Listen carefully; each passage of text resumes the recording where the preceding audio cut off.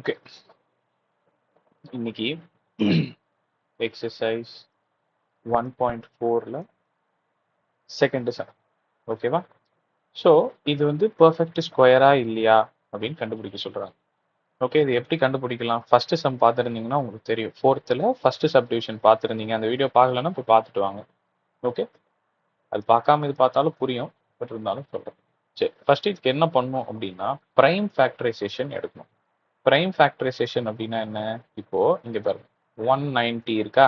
இந்த 190 இப்போ எடுத்தோடனே லாஸ்ட்ல வந்து 0 இருக்கு. அப்போ நம்ம என்ன நினைப்போம் அப்படின்னா இந்த 190 10 டேபிள்ல வரும் அப்படின்னு நினைப்போமா?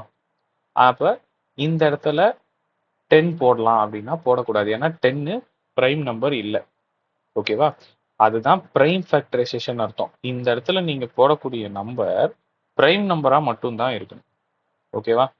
சரி, அப்படி போட்டா எந்த டேபிள்ல போடலாம்? 2 டேபிள்ல போடுங்க. 2 டேபிள்ல 190 எத்தனை டைம்ஸ் வரும்? டிவைட் பண்ணி பாருங்க. 95 times.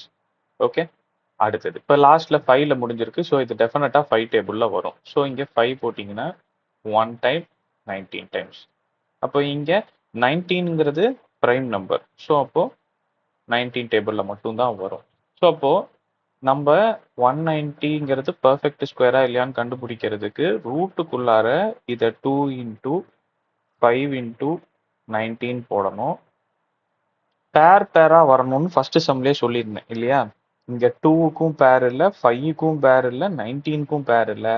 So this is definitely not a perfect square.